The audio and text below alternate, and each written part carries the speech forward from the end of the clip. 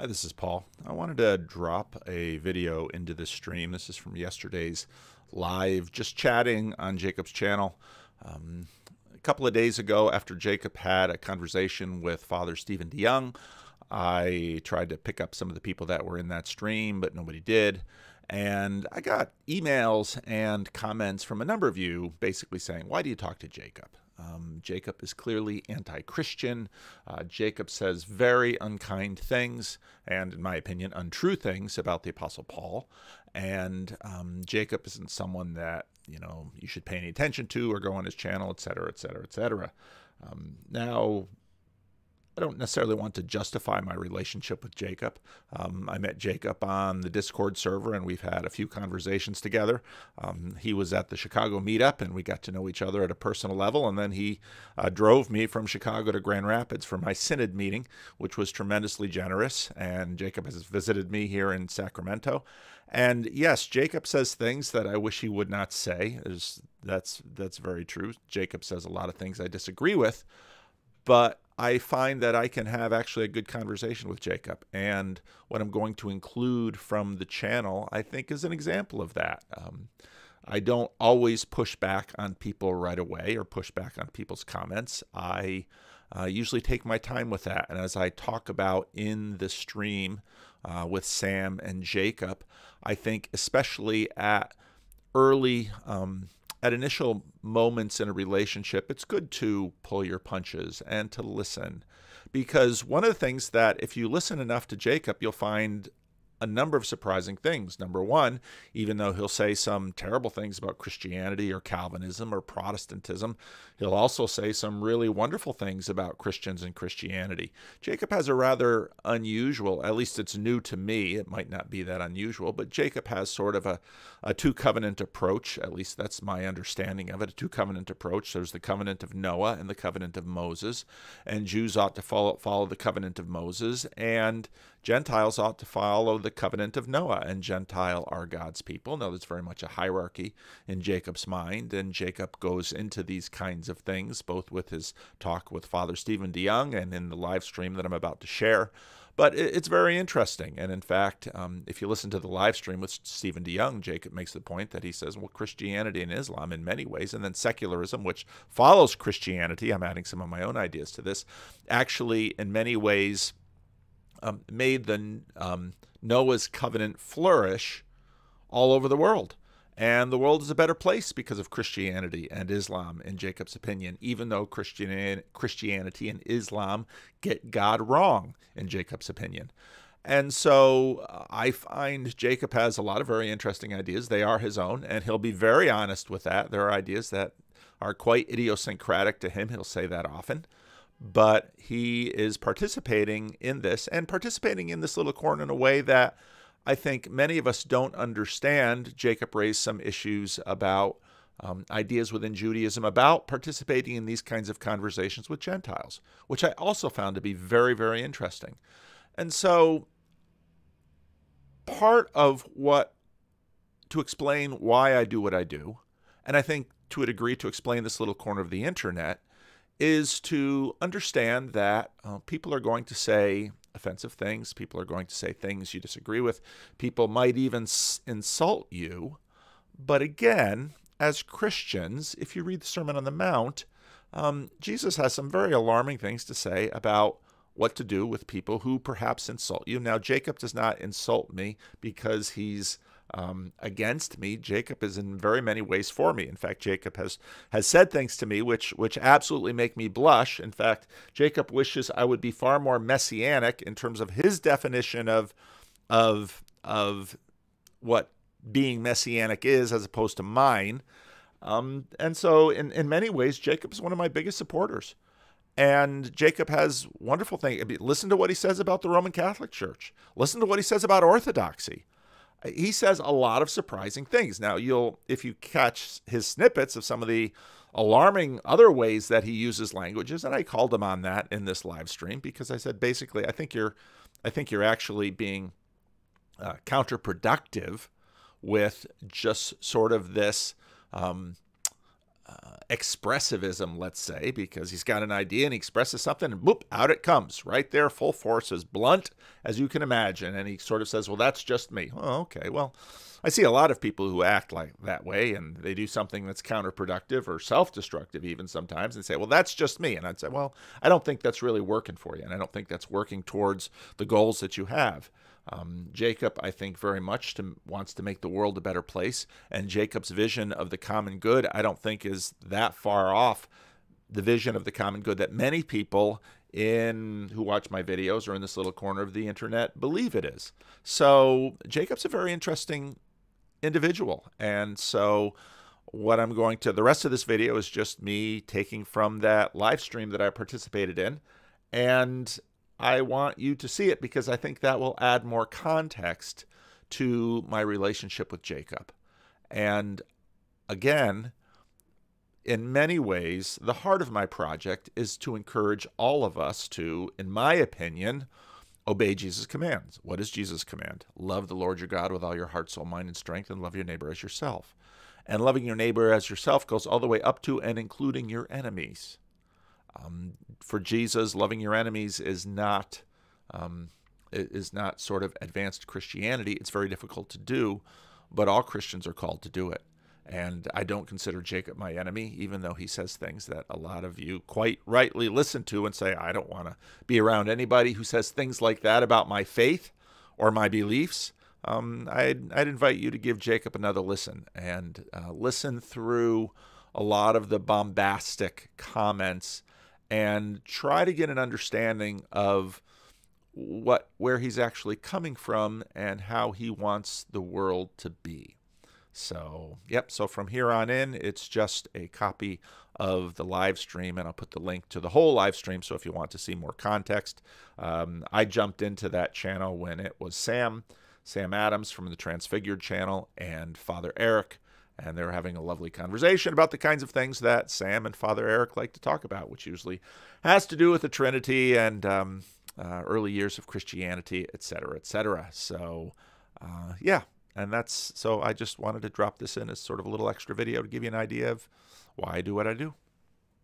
I've been watching some, I've been getting a little bit more pushback lately from some things in the Christians in the comments section.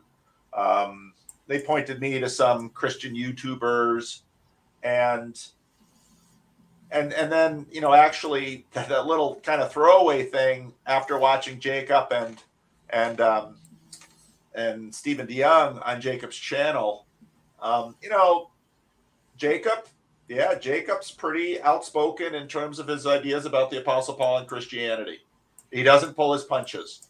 Father Stephen, Orthodoxy, called me out by name on a number of occasions, and I respectfully, I forget what his title was, but he was Domini Vanderplay, yes. But yes. Depending, but that's there's a little jab in there because he's from the CRC, so he knows what he's doing, and I don't take it as not being in good faith or good fun. I really don't.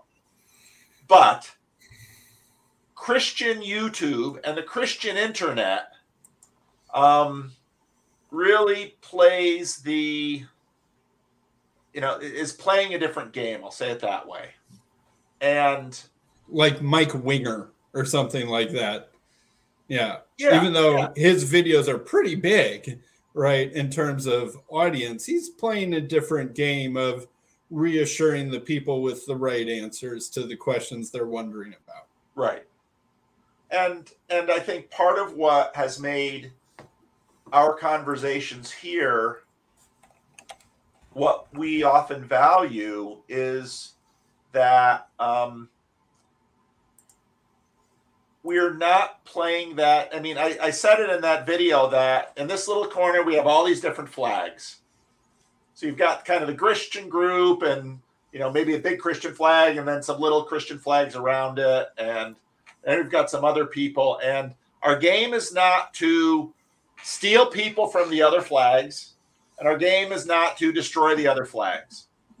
And I'm not speaking about those other games, but that's not our game because we want to do something else. And that doesn't mean that, Paul Vanderklay wouldn't enjoy it when we baptize Sam into the name of the Father, Son, and Holy Spirit.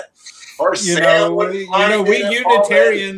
Unitarians do the tripartite baptism mostly too.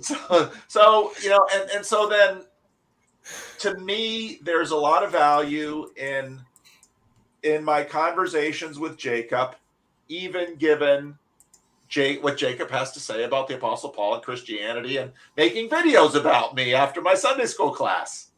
Mm-hmm. I mean,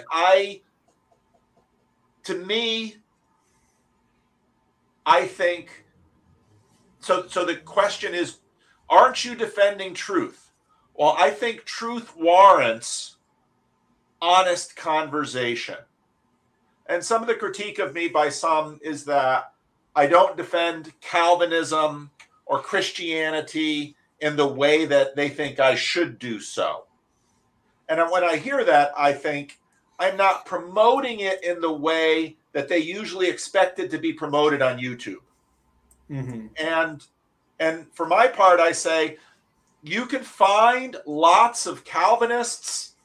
You can find lots of just about everything on YouTube. Every main camp has their person that's of that. Right. or multiple, depending on how big the camp is. And if one of these days, Jacob and I are going to have a conversation, and I'm gonna start hitting back on a few things with Jacob that I usually just kind of shut my mouth on, because in my opinion, the way the relational process works is, if you actually want to impact someone, you need to have a degree of trust. Yeah. If not a whole lot of trust. A whole lot of trust. Yeah.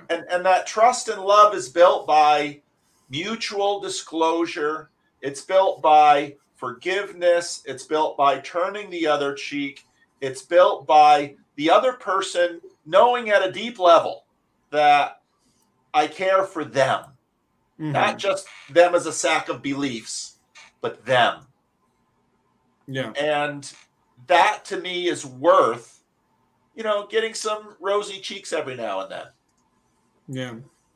How was having I forget his last name, Richard, in the Thunder Bay event, and being kind of thrown in from the outside, both as being a mostly Christian event, and he wasn't Christian that I knew of, and then he's also from the outside of this whole conversation thing anyway. Have you spoken to him afterwards and stuff? I know I heard what he said in the videos there. There was like, someone asked him, what do you think of all this? He's like, I don't know yet. I'll have something to say maybe in a week or two. I didn't know if anyone followed up with him or heard anything about his experience from that. Well, he is a regular at Urban Abbey in terms of their coffee shop. So Scott, I assume, will have an ongoing relationship with him, as likely will Catherine. He did show up Sunday. And so the way the event was structured, Friday and Saturday were the event proper, and Sunday were some of the add-ons. Yeah. And he came to the add-ons on Sunday. And I had a brief little exchange, very positive exchange with him after the sermon. He basically said, I didn't think I was going to have any interest in a sermon, but that was really interesting. So, interesting. So there's a positive thing. And so again, for me, this is... Well, I think of like future events. Like what was that aspect of it like? Is that something that should be encouraged to be modeled? Bringing someone in from the outside, an expert in whatever, or, my dream would be to have someone like Peter Rollins join you guys. But I don't know if that's something is it just get weird and everyone's just trying to explain the basics to each other? Well, there certainly was some of that, in that I think for the first day, Richard was like, what have I gotten myself into? Who are these people, and why are they already in the conversation and I'm an outsider? But I think we worked on that, and he was very charitable and very open. And again, partly because there's a degree of commonality between he and John Vervaeke that I think he had an experience of something that he never expected, but I think he was very impressed that, wow, these people are getting together and they are doing something really cool. Something that, you know, I think he probably would have said he would have liked to have seen a lot more of that stuff happen in a university environment. But you had I think a real credible searching for the truth. And I think if Catherine has to decide if this is going to be an annual event or a biannual event. Catherine's got a bunch of decisions to make, but you know, they're working on it. And this whole thing that we're doing has always been a project like this. None of us have ever known where this thing is going. Yeah, that's true.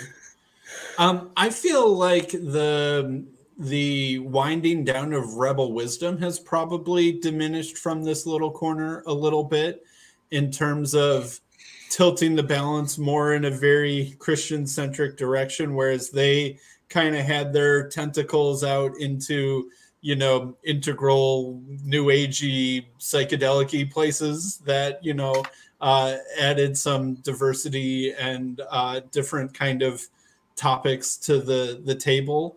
And I feel I'm a little worried that we're going to collapse a little bit too insular, just being sort of like the very religiously focused lingers on of the Jordan Peterson IDW wave or something like that. Yep. And we have long attention spans. If anything, we've already proven our ability for long attention spans. But that's something that I worry about a little bit. Just as we were concerned that the Christian thing was getting too powerful, who comes into the room? Invited in this conversation? I mean, I don't want to barge in. No, we're just talking about Job. Just kidding. Okay, I have to say, I am... Sorry. I have to say, I haven't been listening because some of us do actually sometimes have to work. Oh. But my discussions with Father Stephen, I'm trying to figure out where exactly his description of Orthodox Christianity is outside the lines of Orthodox Judaism. And we're having a very hard time figuring what that would be. Besides pork eating? Well, you let Gentiles eat pork, right? You're fine with the no hides eating pork. Not only am I fine with it, rabbis would tell Gentiles that they should not eat pork. Right. Sounds like Paul of Tarsus. No. So this is the thing. Like, so. Yeah, no. The funny thing is, that's exactly what he tells Gentiles. That's yes, it is. Paul. You're misunderstanding. No, honestly, because there is no version of Judaism that ever thought Gentiles should not eat pork. Okay. There never existed a version of Judaism. And this is part of what Father Stephen is wrestling with is what exactly was the disagreement between early Christians and Jews. And it's very, very hard to explain Paul within Judaism. Like if you're saying that Paul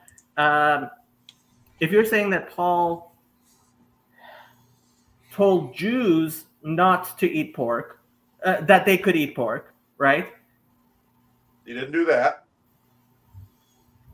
Well, if you're saying he didn't tell Jews that they can eat pork, then what exactly is the disagreement here? And I think that perhaps the disagreement is more about how the Jews within Christianity should behave and be treated rather than the non-Jews. What do you mean? Right, by saying that Jews within Christianity can maybe now not need to circumcise their children and be able to eat pork, etc., and have full table fellowship with. No. Okay, so Sam, that is the question. The question is, can Jews who become Christians eat pork? Right. And so that's why I was saying perhaps the bigger disagreement between Christianity and Judaism was not how Gentiles should behave, but how Jews should behave.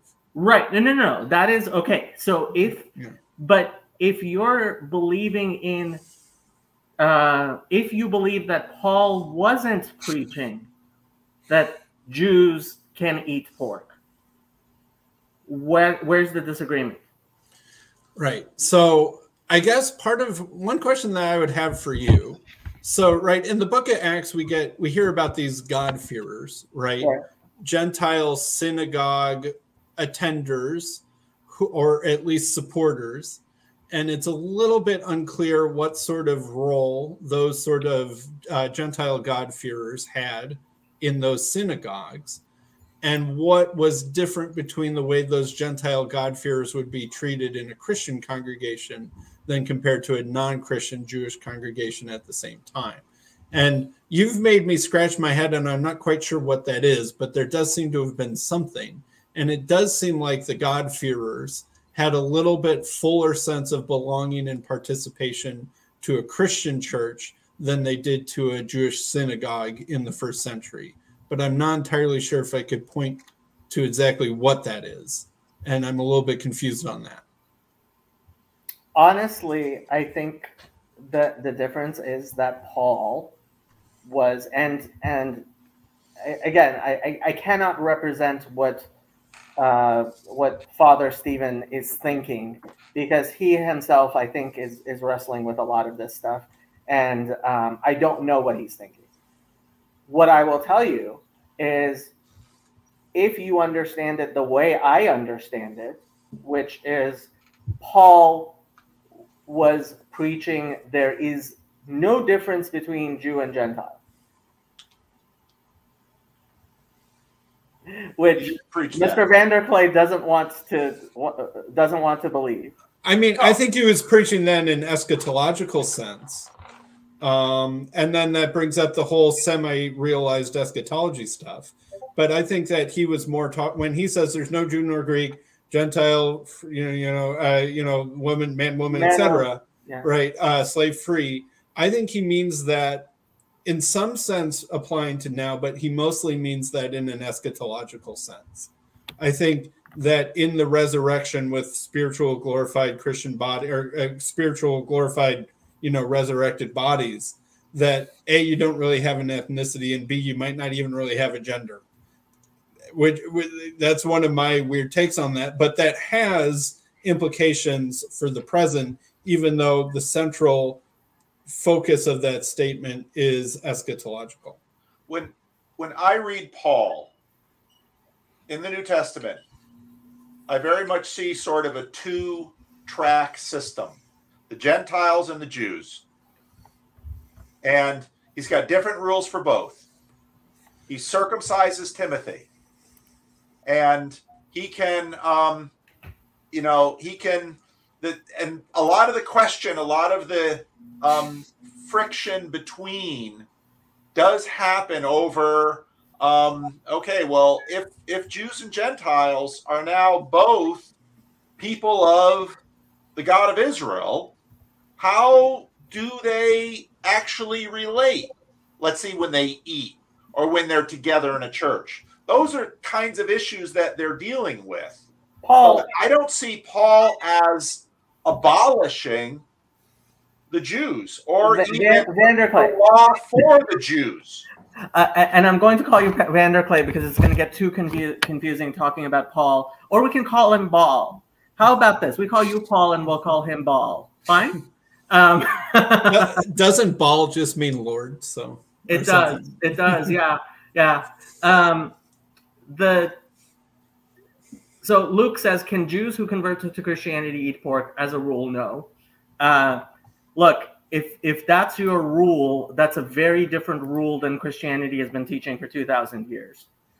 Second, there is no understanding of Judaism at all, which includes the books of Isaiah, Ezekiel, and Jeremiah, and basically the entirety of our Bible, which does not have the God of Israel be the God of the entire world. Oh, I get that. That's just not a... No, but how... So when I listen to you talk about basically Noah's covenant, Yeah. the Gentiles can come under Noah's covenant, and the Jews continue to come under Moses' covenant. I don't see that too far away from some of what Paul is doing. I don't see it at all far away from what the Jerusalem Council and James seem to have said in Acts 15, and how Luke seems to be presenting Christianity in Acts. So I guess here's a question, Jacob. How would a Gentile worship God?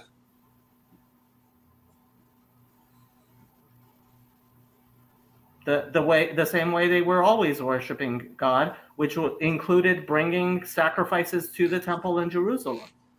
Right. So through the Jerusalem cult, and I'm not using cult in the negative sense. Right. I'm using Atemti Huli Mamlechet Kohanim. You shall be for me a nation of priests. There is a priesthood of Israel in the world.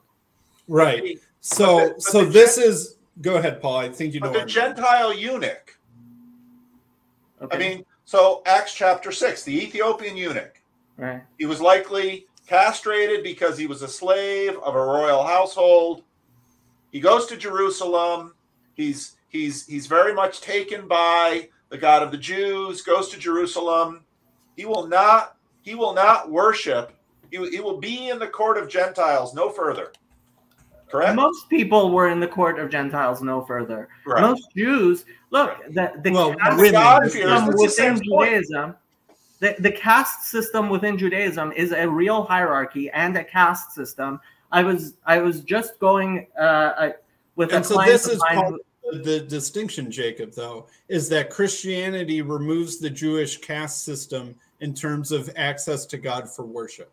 Yes, Jesus is the high priest, and yes, Jesus is Jewish, but in some sense, Christians are now all part of the priestly caste in a spiritual sense, right? In the same way that Jews were a earthly foreshadow by being the priest to all nations, Christians are now the spiritual priesthood. Who are they priests to? Right. Well, it is in some sense all of creation, but the goal is to sort of try and wrap everyone else up into that. Or this is part of the problem. Part of the incoherency of this idea, which is where Christianity loses its mind, is the idea that you can have a priest without a people. Jacob, if you don't want Christians to be anti-Semitic, let's not cast Christianity in the most offensive way possible. Paul, how is it the most offensive possible? Am I misrepresenting until Christianity loses its mind is hardly the way that you're sort of bringing a nice cake to a neighbor. Oh, I understand you've lost your mind. Would you like a bundt cake? Paul, this is part of honest conversation. As Jacob prefers to do them. Yeah. I just don't. You have to understand. Look. If we are going to have honest conversation, I have to be able to point to things. There's nothing wrong with people pointing to things that are genuine Jewish ideas and saying you're wrong. No, I have no problem with that.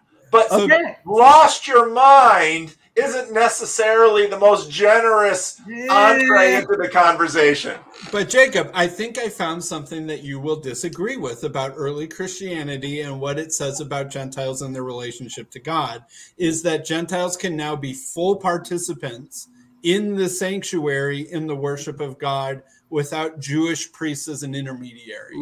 Okay, so this is Paul outside of Judaism. Yes. This is understanding there is no Jew or Gentile, man or woman, free or slave. But it's not just in Paul. Yes, it's in Hebrews, but we can just have Hebrews be Pauline style, right? But it's clearly in the book of Revelation, right? And it's also clearly in the other Johannine stuff. Look, and so if you're talking on a eschatological after the coming of the Messiah thing, right? If you're telling me in the future, right, where there will be no castrati, right, and everything will and pork chazir choser kashrutav, like that pork will return to being kosher, right? This is not something you're going to find any problem with in Judaism. But I guess Christianity is saying that in some sense, this eschatological future has been initiated in Jesus now. Yes. Right. So if you believe that right now, right, if Christians were serious when they said Jesus is the Messiah, as opposed to actually meaning what I think they do mean, which is Jesus will be the Messiah, then I don't see how your Christianity is outside of Judaism. Well, Jesus is the Messiah. What?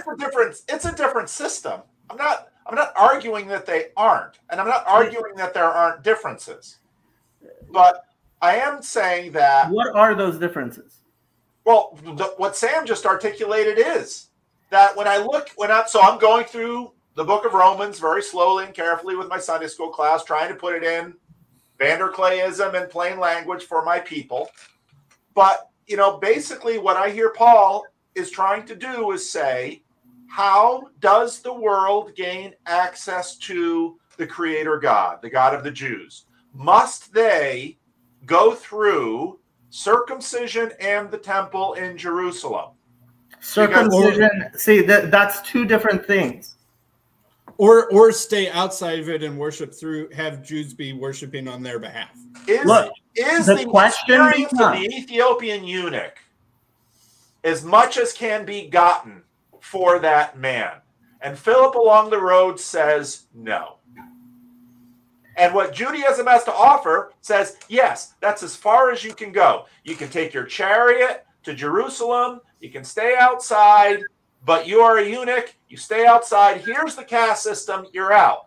And what Paul is saying is, no. And there's a number of other alterations. I'm not saying Judaism and Christianity are the same thing. But I think it's helpful for us to understand each other better, and I've learned a lot through that. I am not following along with the chat because I can't. While engaging in this discussion, I'm sorry, Sherry. If you want to come on, you should come on. Look, Paul, there are lots and lots of questions to be asked in the presentation that you're giving, right? And yes, you are presenting a Christianity that is outside of Judaism. I don't think it's a coherent view of Christianity because you just told me that Jews who convert to Christianity shouldn't eat pork. Why? I didn't say that. Was Paul teaching that Jews who believed in Jesus shouldn't eat pork or not? Paul was not teaching that Jews should violate the Mosaic Code. I don't find Paul teaching that.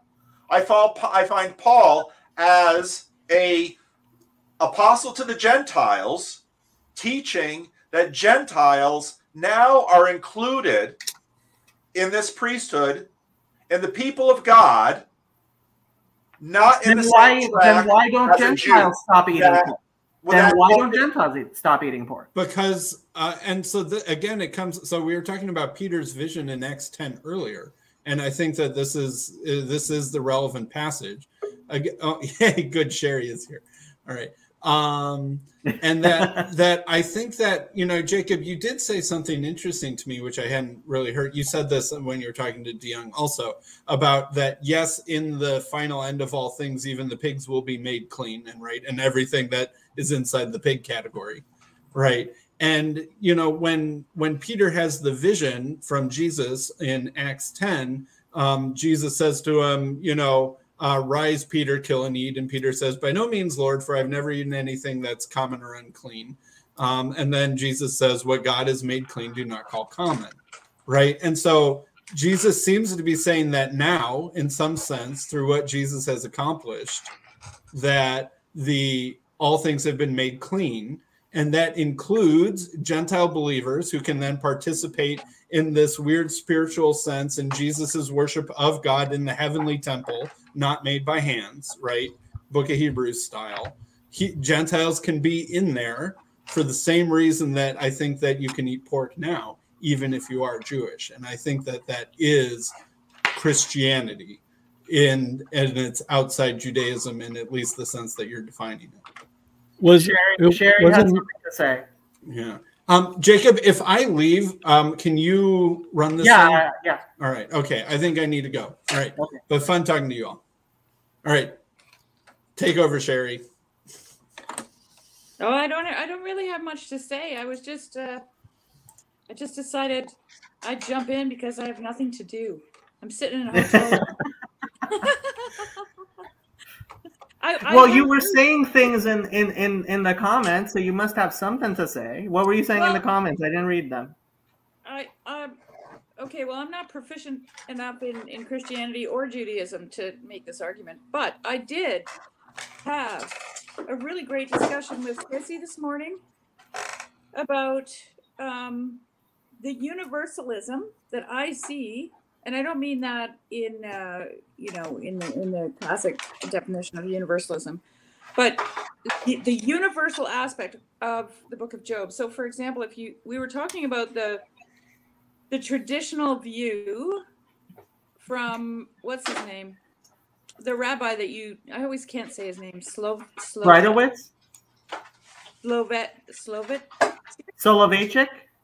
That's the one. I always let other people say it. Anyway. If you are talking about the Rabbi Soloveitchik, he's usually just referred to as the Rav. So you can just call him the Rav. Yeah. The Rav. Okay. So he mentioned in the video that I watched that tradition has it that Moses wrote the Book of Job. And that the Book of Job was essentially the question that Moses, when Moses said to God, let me see your glory, he was asking the question, why do the righteous suffer and the wicked prosper? Okay, that was actually this is what the Rav said. So, and what I find fascinating, and I don't know if this is worth thinking about or not, but is that Job is not Hebrew. He's not a Hebrew. He's not an Israelite. He's not. Yeah. Okay. He's not. And so, but think about it in terms of Moses being the author of that book. Okay, so right. Moses, wait. Let me finish my thought first, and then you can just roll out the black carpet. Okay, so Moses was raised as an Egyptian. Okay, and I talked to Kezi about this morning. He was raised as an Egyptian. He loved many Egyptian people. They were part of his life for most of all of his growing up years, right? His formative years. And then he wandered around the desert. He took a wife, probably who wasn't Hebrew either, right?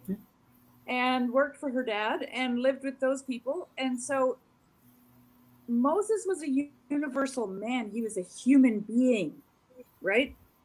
And then he was tasked with getting the Hebrews out of Egypt, and he went back and did that. And so when he thought about the righteous prospering, and this is the interesting thing about Job, is that Job has empathy with the wicked during his arguments with his friends, right? He starts to develop this empathy with the wicked. Now that means everybody who's not righteous. And if you're Moses, that means everybody who's not Israelite. Okay? including everyone who's not. Yeah. So what I see is that I see this attempt by Moses, if he is the author, okay, I see an attempt by Moses to distinguish or to characterize, maybe is better, God as being someone who loves all of humanity equally and has compassion on all, and that those who are not chosen have equal access to God and are equally important to him. This so, is let me. I don't know what you do with that, Jacob, because they couldn't have been living by the law, right? They would have been living by their own law, essentially. Sherry, so this is the thing. So I'm going to roll over you in the best of ways, which is you are describing a Christianity and a Judaism that can only be differentiated because there are human misunderstandings. Wait, you have to go back and clarify that for me. What do you mean by that? You mean both of them?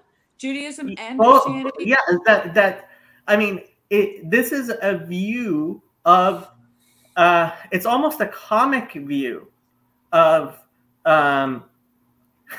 there's a Yiddish saying, "Man tracht und Gott lacht." Man thinks and God laughs. And this view of human history is almost comical. Yeah, but which view? The one I just gave you, or are you thinking of something else? No, the one you just gave me. Okay. But understanding that from viewing it from a much deeper understanding of Christianity than I ever had, and a much deeper understanding of Judaism than I think basically almost any Christians have. And this is, again, a type of view that I seem to be sharing with Father Stephen and several other people, which is the only, like, Jews and Gentiles have been fighting for thousands of years, apparently, thinking we hate each other, over a misunderstanding in terminology. Well, that's what I talked to Kessie about this morning. I said to him, it's on us as Christians, and it's on you as Jews, right? That we have these misunderstandings, because you know what? I personally think that we don't even understand it ourselves as Christians. We really don't. We don't have a good way of talking about the Trinity. We don't have a good way of talking about the Incarnation. We have a lot of Sunday school answers, and then it trickles down right into this, like, really, I don't know, kindergarten kind of conception, of these things, and that's a total misrepresentation of Christianity. And the Jews, from my experience, okay, from the three that I know, they're secret about a lot of stuff. Yeah. And I want to do, like, well, okay, I have to say, like, I told Paul, I sent him a message. I convinced a rabbi that, you didn't see my message, you saw. I convinced a rabbi that it's permissible, if Paul were to contact him, for him to talk to Paul. And, like, that sounds really weird to a lot of people, but I don't think so. I get it. That's what I had to convince him of, that if Paul wants to talk to him, and funny enough, this partially goes to Isaiah 53, because we do view Isaiah 53 as referring to the Jewish people. And one of the things it says there is, he goes silent as a lamb and does not say a word. Mm-hmm. And this is something Christians just don't understand about Judaism, is the idea we have of a biblical requirement for us to be silent. Yeah, I know, I can tell. It's more than just as loud as we are, Paul. It's like it's I'm not allowed to share. It's this, you know what? This is how I perceive it as a Christian. It's the same conviction that you have about not saying the name of God, right? There's an admonition of not to be explicit, and I actually understand that personally. I get it, because there's something wrong about that. There's something wrong about being explicit. Look, evangelizing. So I was trying to explain to Sam. I'm not talking about evangelizing. But that's the thing. That's the thing, Sherry. A lot of people have accused me of evangelizing. I get accused of evangelizing all the time. I do, and I was trying to explain to Sam. So the 3 cardinal sins in Judaism are sexual immorality, murder, and idolatry. And to a very real extent, Jews, especially religious Jews, will say that in what I am doing, I am guilty of all 3 of those. Why? Because we liken the relationship of God to people as marriage. And my attempt to interfere with your relationship with God is like sexual immorality. Yeah, okay, that's all that language and God calls whoring about, right? And yes, yeah. And yeah. in teaching, in interfering and messing with your relationship, I am causing idolatry, because then your relationship is no longer with God, it's with my weird idolatrous idea of God. Right. And right. in moving you to idolatry, I am committing murder. Right. I am not joking when I say, not just because we hate having been evangelized to for thousands of years, but very intrinsically, we believe that if I were to knock on your door to share God with you, I would be doing basically all the worst sins all at once. Right. Yeah. I can see that. I can see it. We're waiting for you to say something, Paul. That was very helpful. I never would have had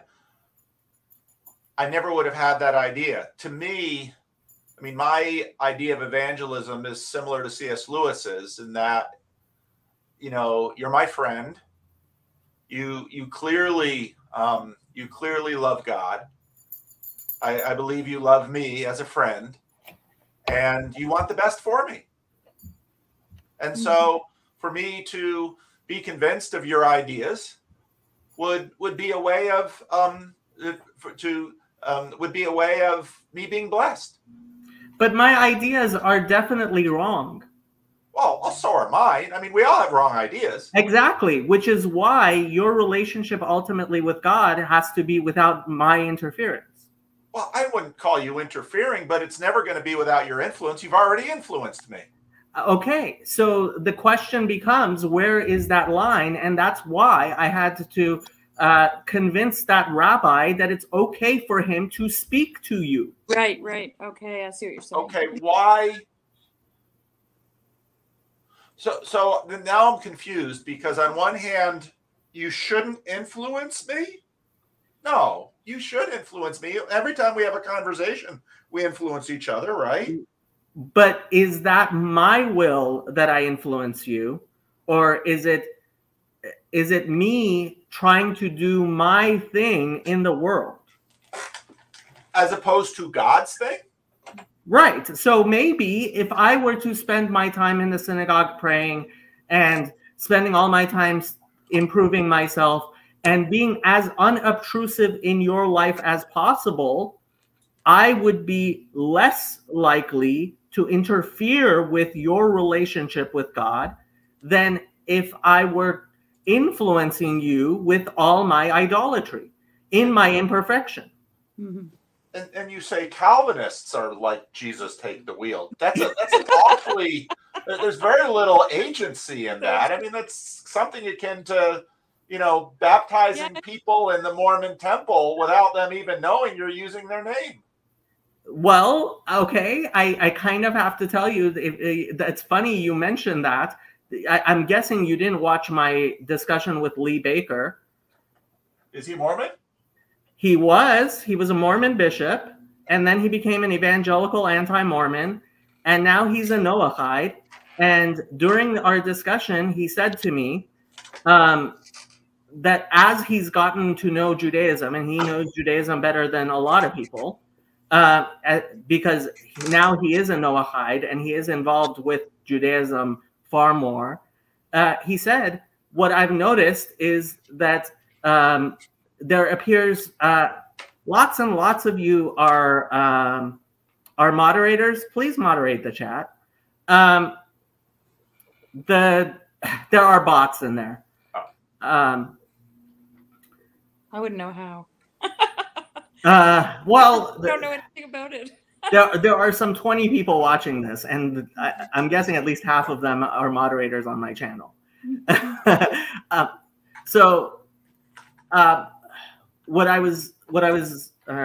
was I saying about Lee Baker? And what he said is he feels like he's kind of gotten to the front of the bus, and he sees that the Jews are refusing to drive. And I was like, yeah, it's funny you tell me that, because in a very real sense, I do I do criticize Orthodox Jews for having this Jesus take the wheel, and this is part of the problem. Okay, part of the problem is that the only people who are willing to do the type of stuff that I do and Chezi do, Chezi, God have mercy on his soul, is a rabid Zionist, and I am also a rabid Messianist of sorts.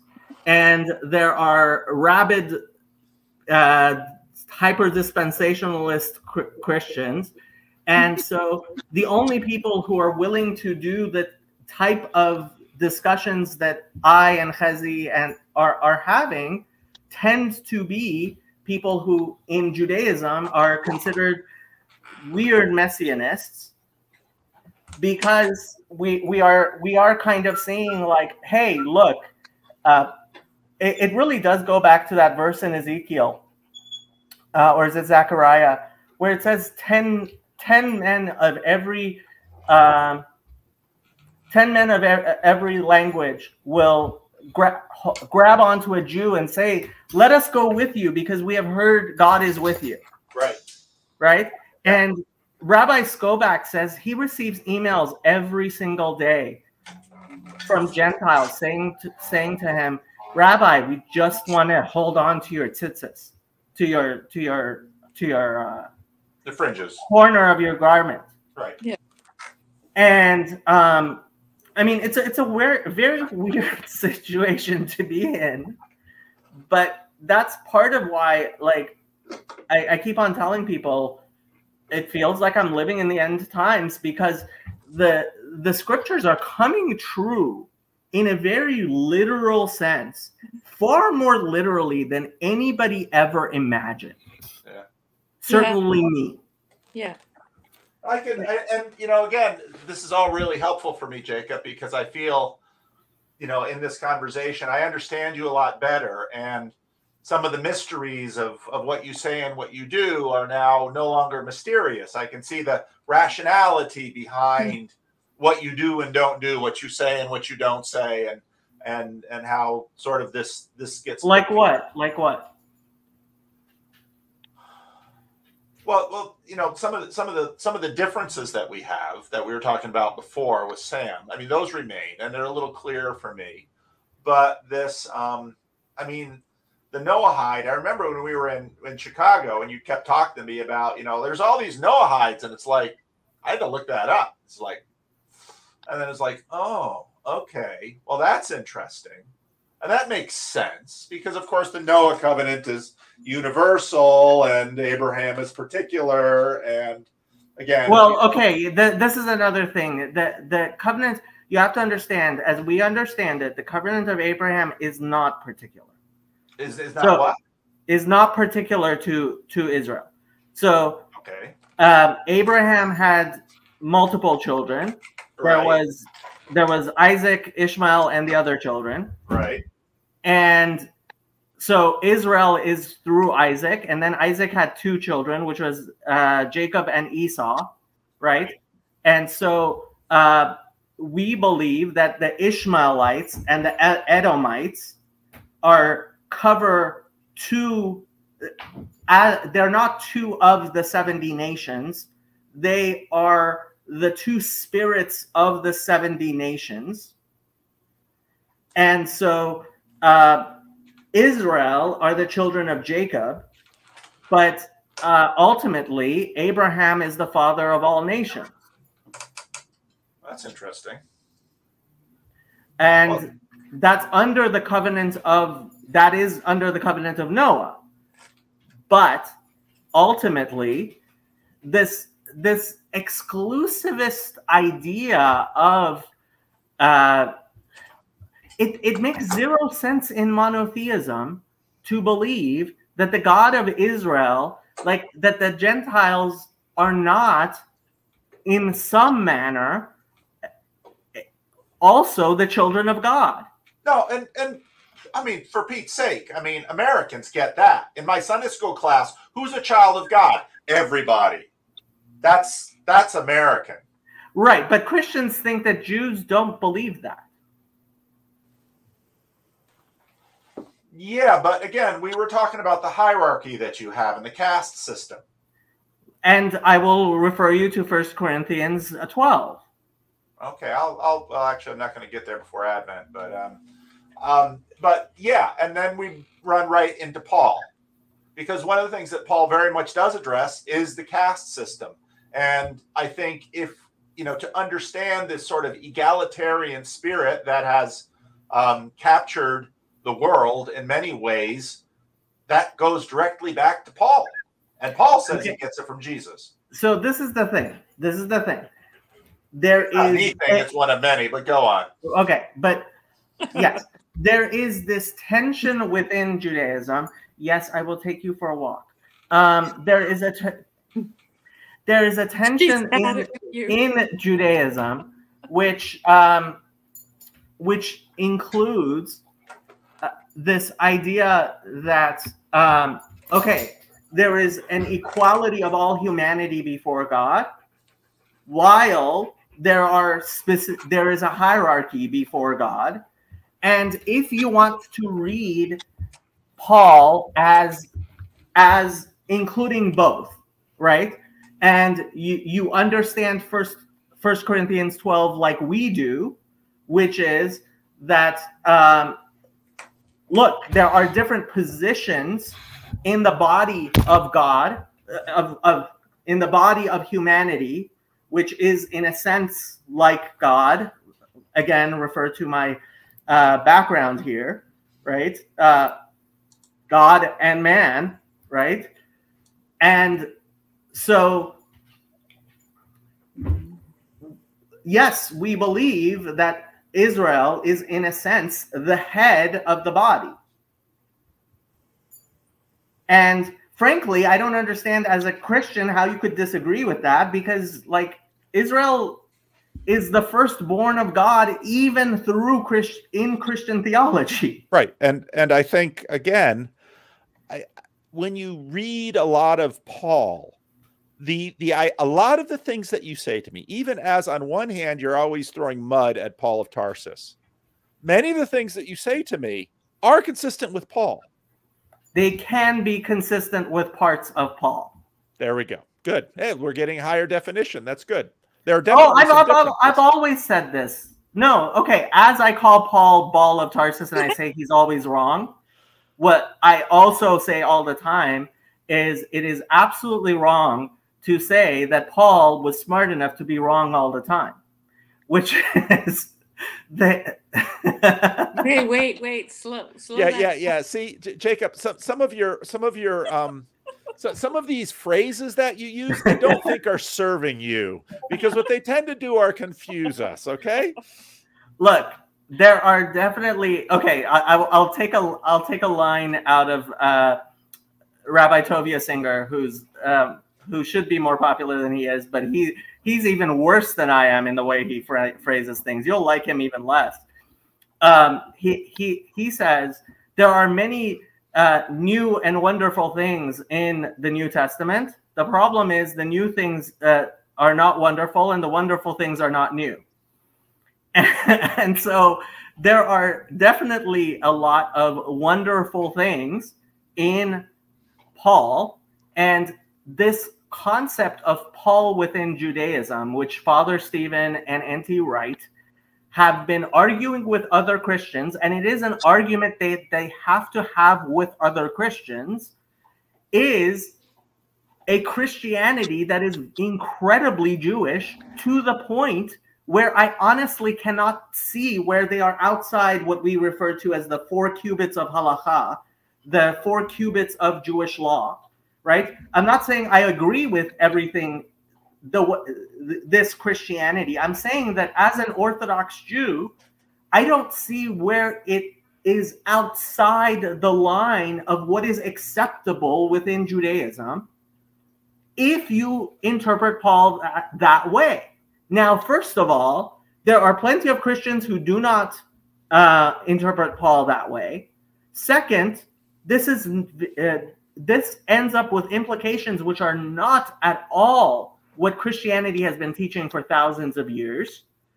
And third, I don't think it's an actually accurate description of the historical Paul as we know him. Okay, part of the issue, of course, are all the totalizing phrases you're using. What Christianity has been teaching for thousands of years, because as with Judaism, as with any major world religion, those world religions teach, there's a coherence to it, but there's also an extreme amount of variety. I don't know of any Christian church for thousands of years has taught that a Jew who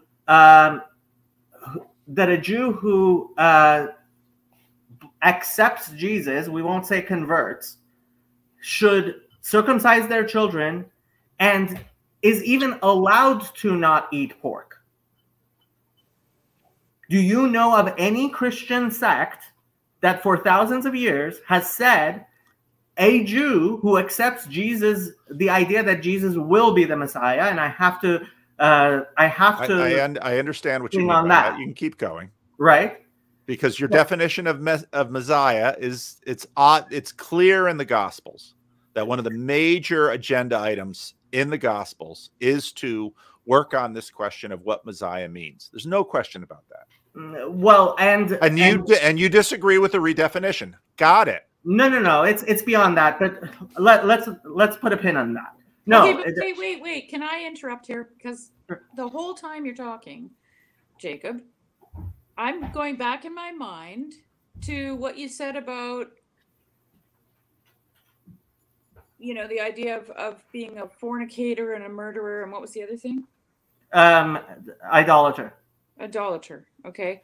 If you interfere in someone else's spiritual journey, basically, right? So what are you doing? That's my question. What do you mean? What are you doing? Why are you talking to me? Why are you talking to Sherry? Why are you talking about Paul? Why does it matter that he was right? Why does any of this matter to you? Okay. This is what really I'm asking. Okay, Sherry. So what a lot of Jews will say is, yeah, Jacob, shut up. Don't talk about Paul, and don't talk to Christians, and don't get involved in any of this stuff. Mm-hmm.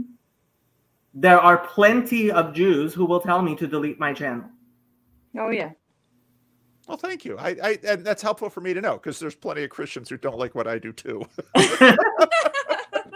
and what I am trying to do is I am trying to clarify and actually explain where our differences are. And to my shock, I end up talking to Orthodox Christian priests who I cannot distinguish from Orthodox Jewish Noachites. Right. And if you want a headline that's going to shoot around the world, try Chief Rabbinate declares Eastern Orthodox priest to be Jewish. Well,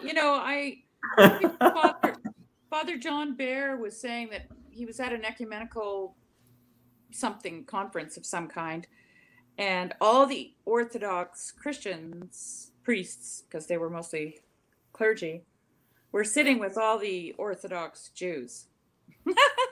So Father Stephen pointed me to a book by somebody who was the son of an Orthodox rabbi and grew up in a mostly secular home and became an Orthodox priest, and now he is an Orthodox priest who wrote a book which I can't seem to find because I want to buy it. I think I have it. Oh, Orthodox. What was it called? Orthodox. Father James Bernstein.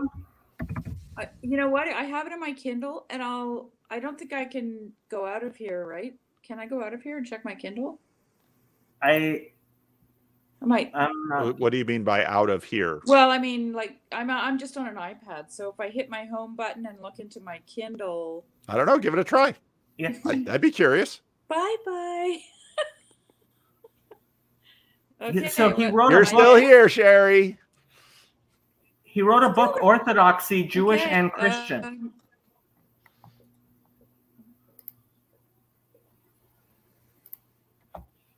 Yeah, he wrote a book, Orthodoxy, Jewish and Christian, and like apparently my internet's struggling. Apparently he's having a problem finding a good distinction between Orthodox Judaism and Orthodox Christianity as well. Okay, so the book I have, Jacob, it's called Surprised by Christ. Same guy, but it's a different book. Yeah, that's his popular book. I could find that on Amazon. The other book I'm looking for that he wrote is called Orthodoxy. Yeah, and he's James Bernstein. That's his name. Yes, he's an Eastern Orthodox priest. Yes. Yeah.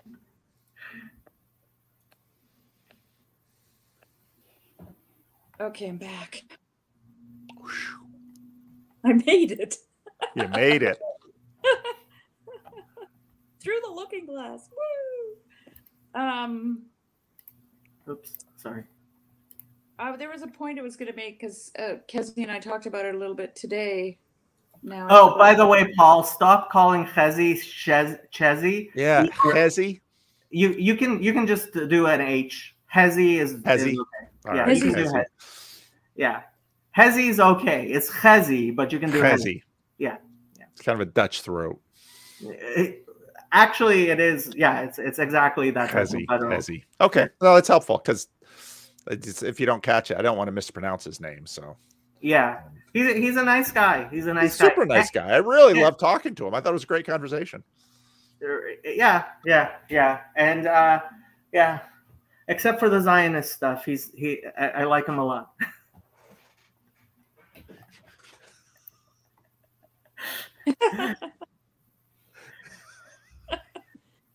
Jacob just wants to always interfere in everyone's spiritual journeys. Well, okay, you have to understand. It's actually very different in house than it is out of house, right? Like, okay, I have no problem calling Father Stephen, and calling Father Eric, but when it comes to calling my friend Shira, who is a Reform rabbi, calling her a rabbi because I don't believe in ordaining women, right? That's a lot more difficult than calling somebody else, and there is that. Yeah. Right? Yeah. Yeah. Yeah, well, see, like this is what I talked to Kezi about today was like, it seems to me that we all want to own a little piece of God. It's like the moon, you know. Everybody wants to get there and have a piece of it, you know, and call it theirs. And I just don't think, I think it matters to us a lot, but I really don't think it matters to God. And I mean, I don't know what to do about it. Like, well, this is an important thing I've had to explain to a lot of people. Ultimately, in Judaism, we're not evangelical because God runs the world. Yeah. Right. And so if he wants Paul to better understand Judaism, then he doesn't need me showing up at his church on a Sunday and sleeping in his parking lot for that to happen. So maybe I shouldn't be doing that. I've heard Calvinists make exactly the same argument. Oh, yes, you have many times called me a Calvinist, and I have to tell you, there are a lot of Jews who will also criticize me for my Christianity and my Protestant nature and my evangelicalism and all the rest of it. Well, you know, Jacob, when I hear you talking about these things fervently, the way you do, I see love. That's what I see. I see that you love people. And PBK's beard is awesome. And I love that. No, it's the same way, and that's, Jacob, why, you know, I love talking to you. And you know, I get crap from some people for associating with you, or, you know, pointing them to things on your channel. But no, and I agree with Sherry. I hear love, and I see that you care for us, that even, you know, Calvinist though I may be, and, you know, God have mercy on your soul. God have, that's exactly what Calvinism is about, is God having mercy on our soul. So you can say it. You can say it to me all you like. I have no problem with that. You know, ever since Cassidy and Ferdy's wedding, so I don't know if you've been to an Eastern Orthodox wedding, but there's this choir that you can't see, right? And it's kind of like a, you know, an angelic choir, right? And as the priest, like, he'll say something, and suddenly, like, this choir out of nowhere will sing, "God have mercy," right? And they do it so many times. God have mercy. Joey was there, and honestly, like, after that service, it's been ringing in my head ever since. God have mercy. Well, okay. I should go. I have to go too. Yeah, and because so does your dog. He's not happy.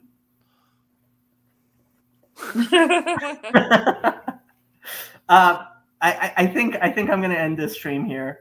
Okay. And I think God have mercy is a pretty good place to end it, isn't it? It's a good place. A good place to end it. Yes. Hey, good night. Good night. Good night. Good night.